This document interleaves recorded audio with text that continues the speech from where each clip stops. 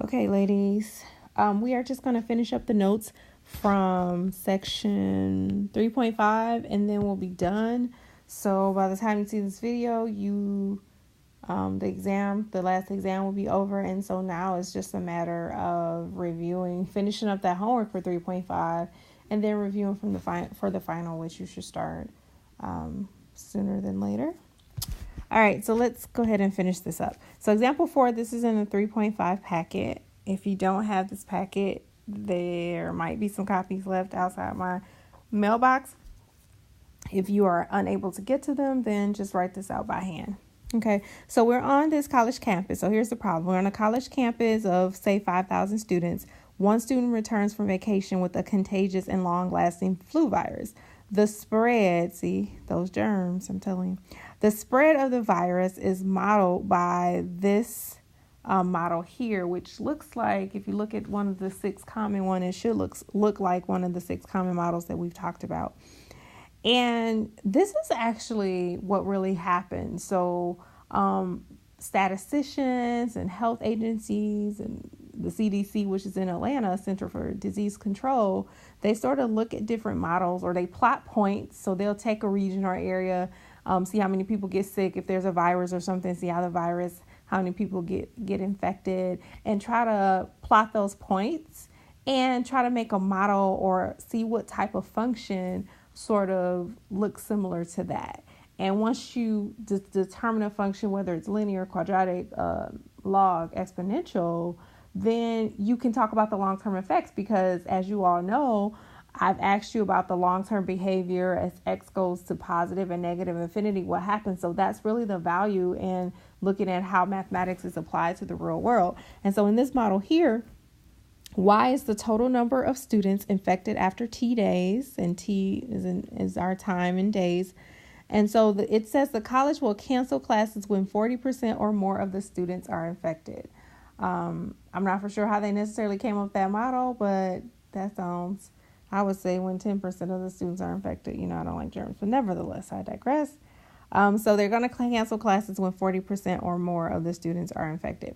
So let's look at A. So A is saying how many students are infected after 5 days. So after 5 days, how many students? So how many? So that's talking about, we want to know a number, and 5 days is talking about time, right? So it looks like we want to, and this is how you want when you're looking at questions and you don't know necessarily where to start.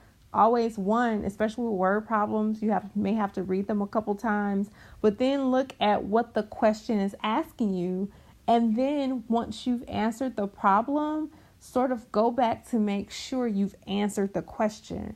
And so that's why I tell you all on exams or anything, make sure you read the question, make sure you answer what's asked. So here we have to find Y when T is what? 5. Very good. So we have our model, our formula.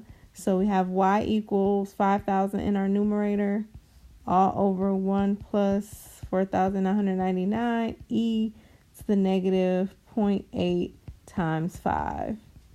Okay. And now we have to this is just a matter of plugging in your calculators. In your calculators, be very careful. Make sure you put parentheses in the denominator.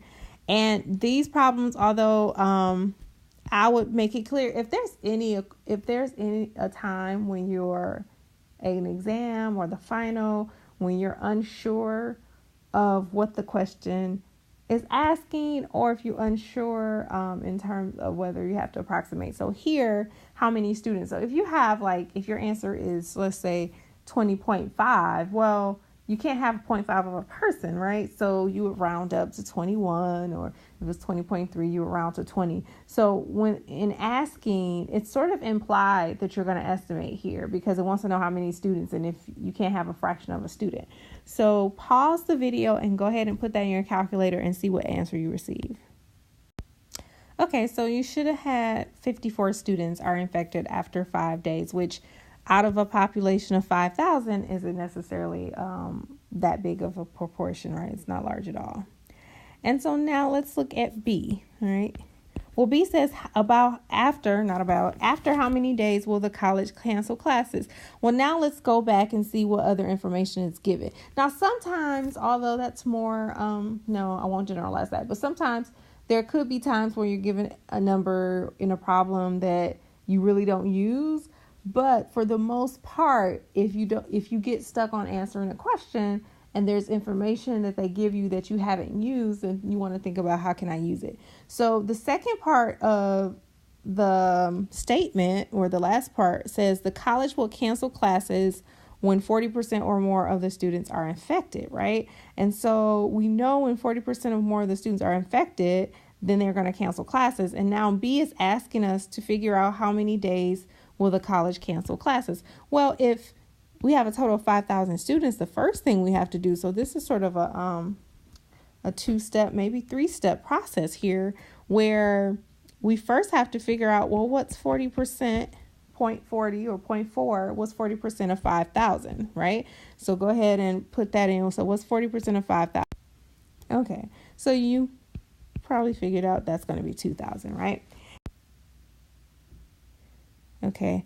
I was having technical difficulties, so I don't know if you got the 2,000 part. But anyways, it's asking us in B, how many days will the college cancel classes? So days is referring to time, right? So we need now to find time. So here's the thing. It says that the college, so let's go back. I want to make sure we're good.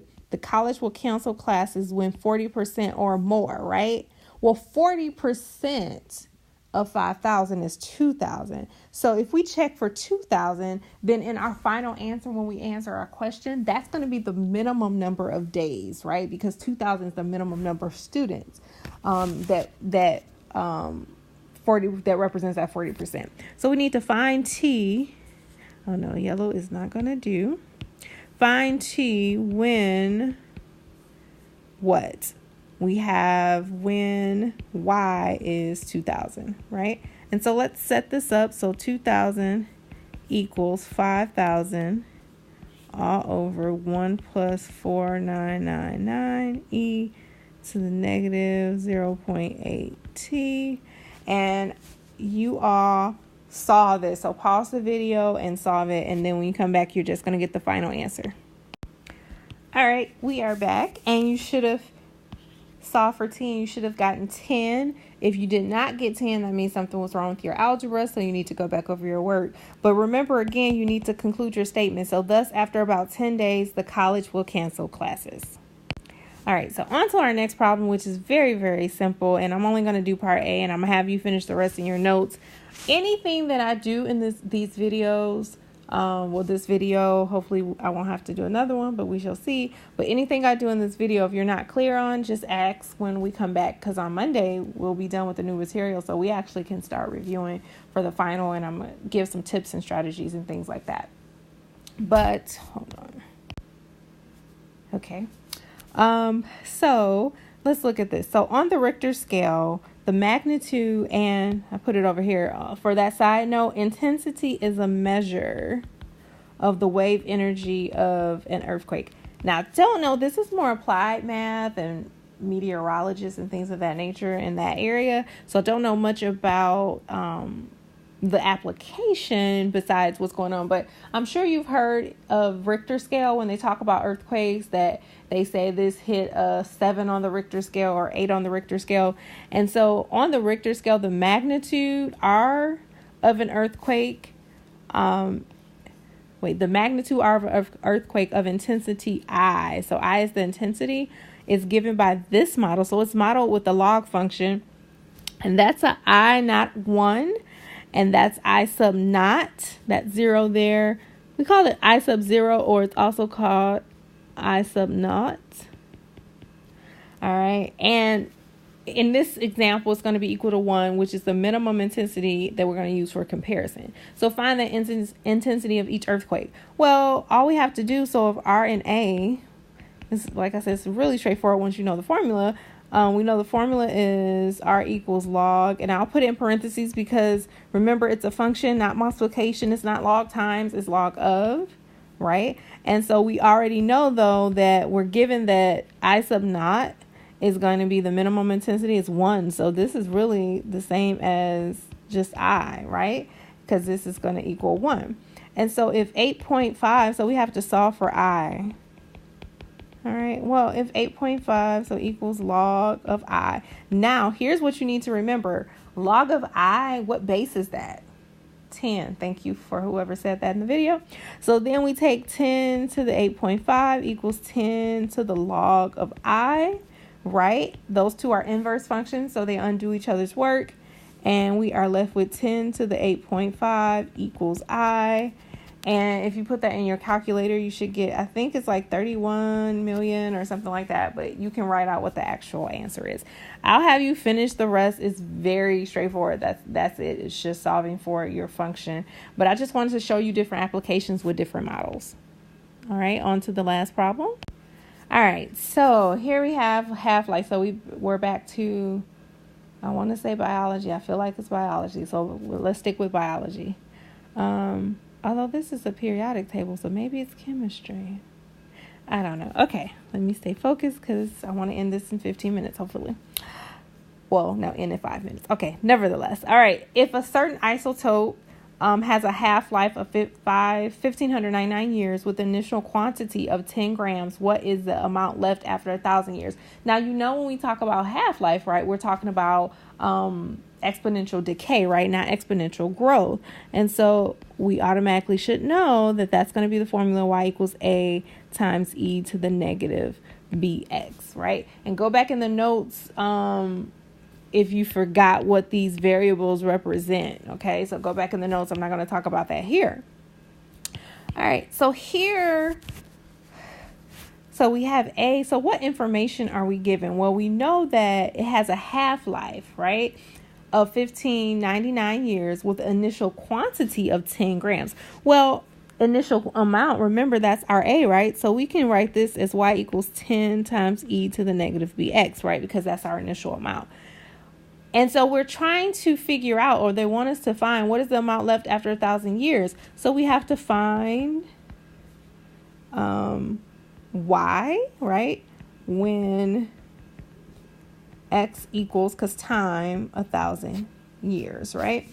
And so this is a b, not a 6. So these are here. So that means we need to solve for a b. We need to find our b, right? We need to find our b. But we're given information to find that because we're given that the half-life is 1,599, right? And so what that's telling us is that after 1,599 years, the half-life, so that's half of the quantity. If we're starting with 10, then that means y is going to equal what? 5, right? That's half-life. It's half of the life. That was funny. Okay. All right. So now we have 5 equals 10 e to the negative 1,599 b. And so now we have to solve for b. This is step 1. So first we have to solve for b, but then remember, always make sure you answer the question. Once we solve for b, so they gave us this information so we can solve for b. Once we solve for b, we still have to answer the question by plugging in 1,000. Now here's the thing you want to think about, and I really want, I'll talk more about at the end of the class, the last week of class, but I hope you're learning how to problem solve and strategize in this class and critically think. And so let's think about something. Before we even get our answer, we sort of can estimate, or we at least know what our answer can't be beyond, right? So if we want to know after 1,000 years, now the half-life is 1,599, right? And we know in the half-life it's going to go down to 5 grams. So yeah, that's the units, grams. So it's going to go down to 5 grams, right? Well, do you think the amount after 1,000 years is going to be greater than 5 or less than 5? It's going to be greater, right? Because we haven't reached that half-life yet after 1,000 years. So it should be greater than 5. So I'm going to pause the video. Well, actually, I'm not going to pause. Well, am I going to pause? Your B, if you do this correctly, your B should be about, I believe, 0.000433. All right. And then once you solve your Y, so your final answer should be around 6.5. you might get something like 6.48 or something. Anywhere around that value is correct. And it makes sense, right? Because we know that after 1,599 years, it's going to go down to 5. So after 1,000, it should be greater than 5, and it is. It's 6.5. I didn't show any work because you all should know how to do that. But again, if you don't get these answers on Monday when we return after the Thanksgiving break, feel free to ask questions in class. All right, we are done. We're a little over our 15 minutes, but we are done.